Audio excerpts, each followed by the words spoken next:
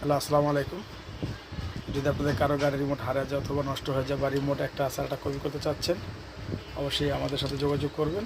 আমাদের mobile number হচ্ছে 0192097953 আমাদের লোকেশন হচ্ছে ঢাকা মোহাম্মদপুর রায়ের বাজার বেদিবাদ সাদেক খান পেট্রোল পাম্প সংলগ্ন। আমাদের কাছে সকল ধরনের গাড়ি রিমোট ও চাবি পাবেন।